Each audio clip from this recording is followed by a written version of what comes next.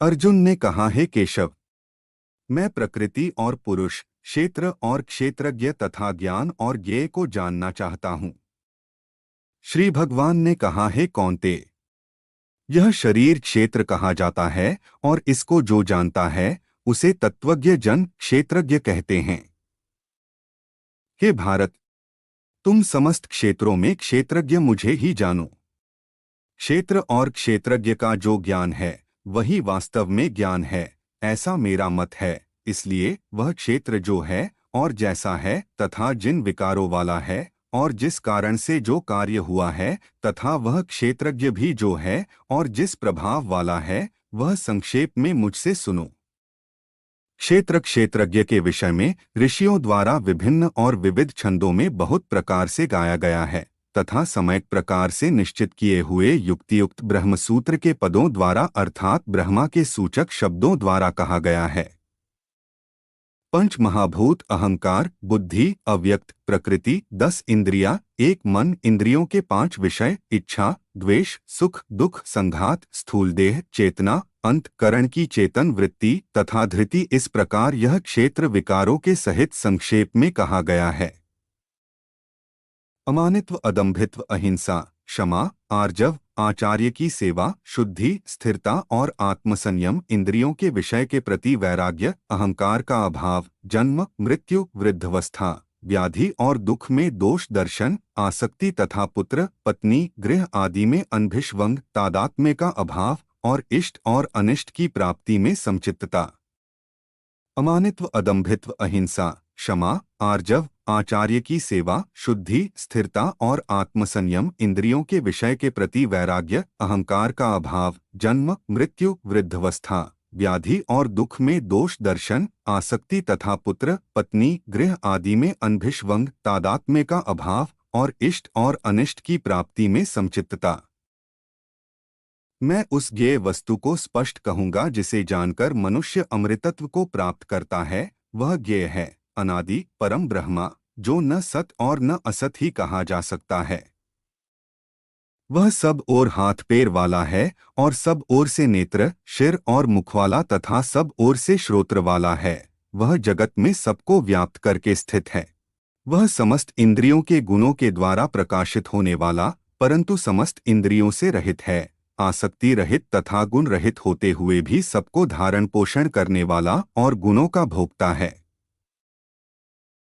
वह ब्रह्मा भूत मात्र के अंतर्बाह्य स्थित है। वह चर है और अचर भी सूक्ष्म होने से वह अविज्ञेय है। वह सुदूर और अत्यंत समीपस्थ भी है और वह अविभक्त है, तथापि वह भूतों में विभक्त के समान स्थित है। वह ज्ञेय ब्रह्मा भूतमात्र का भर्ता, संहार करता और उत्पत्ति करता है। वह ब्रह्मा ज्योतियों की भी ज्योति और अज्ञान अंधकार से परे कहा जाता है। वह ज्ञान चैतन्य स्वरूप ज्ञेय और ज्ञान के द्वारा जानने योग्य ज्ञानगमय है। वह सभी के हृदय में स्थित है। इस प्रकार मेरे द्वारा क्षेत्र, ज्ञान और ज्ञेय को संक्षेपत कहा गया। इसे तत्व से जानकर मेरा भक्त मेरे स्वरूप को प्राप्त होता है। प्रकृति और पुरुष, इन दोनों को ही तुम अनादि जानो और तुम यह भी जानो कि सभी विकार और गुण प्रकृति से ही उत्पन्न हुए हैं। कार्य और कारण के उत्पन्न करने में हेतु प्रकृति कही जाती है और पुरुष सुख दुख के भोक्तृत्व में हेतु कहा जाता है। प्रकृति में स्थित पुरुष प्रकृति से उत्पन्न गुणों को भोगता है। इन गुणों का संग ही इस पुरुष के शुभ और अशुभ योनियों में जन्म लेने का कारण है। परम पुरुष ही इस देह में उपद्रष्टा, अनुमंता, भर्ता, भोक्ता, महेश्वर और परमात्मा कहा जाता है। इस प्रकार पुरुष और गुणों के सहित प्रकृति को जो मनुष्य जानता है, वह सब प्रकार से रहता हुआ, व्यवहार करता हुआ भी पुनः नहीं जन्मता है।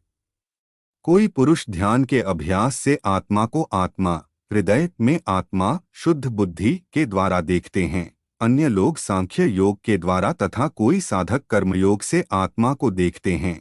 परंतु अन्य लोग जो स्वयं इस प्रकार न जानते हुए दूसरों से, आचार्यों से सुनकर ही उपासना करते हैं, वे श्रुतिप्रायण अर्थात श्रवण ही जिनके लिए परम साधन है, लोग भी मृत्यु को निसंदेह तर जाते हैं। हे भरत श्रेष्ठ, यावन मात्र जो कुछ भी स्थावर जंगम चराचर वस्तु उत्पन्न होती है, उस सबको तुम क्षेत्र और क्षेत्रज्ञ के संयोग से उत्पन्न हुई जानो। जो पुरुष समस्त नश्वर भूतों में अनश्वर परमेश्वर को संभाव से स्थित देखता है, वही वास्तव में देखता है। निश्चय ही वह पुरुष सर्वत्र समभाव से स्थित परमेश्वर को समान हुआ आत्मा के द्वारा आत्मा का नाश नहीं करता है, इससे वह परम गति को प्राप्त होता है। जो पुरुष समस्त कर्मों को सर्वश प्रकृति द्वारा ही किए गए देखता है तथा आत्मा को अकर्ता देखता है, वही वास्तव में देखता है। यह पुरुष जब भूतों के पृथक भावों को एक परमात्मा में स्थित देखता है तथा उस परमात्मा से ही यह विस्तार हुआ जानता है, तब वह ब्रह्मा को प्राप्त होता है। हे कौन्ते, अनादि और निर्गुण होने से यह परमात्मा अव्यय है। शरीर में स्थित हुआ भी वस्तुत वह न कर्म करता है और न फलों से लिप्त होता है। जिस प्रकार सर्वगत आकाश सूक्ष्म होने के कारण लिप्त नहीं होता, उसी प्रकार सर्वत्र देह में स्थित आत्मा लिप्त नहीं होता। हे भारत, जिस प्रकार एक ही सूर्य इस संपूर्ण लोक को प्रकाशित करता है, उसी प्रकार एक ही क्षेत्री क्षेत्रज्ञ संपूर्ण क्षेत्र को प्रकाशित करता है। इस प्रकार जो पुरुष ज्ञानचक्षु के द्वारा क्षेत्र और क्षेत्रज्ञ के भेद को तथा प्रकृति के विकारों से मोक्ष को जानते हैं, वे परम ब्रह्मा को प्राप्त होते हैं।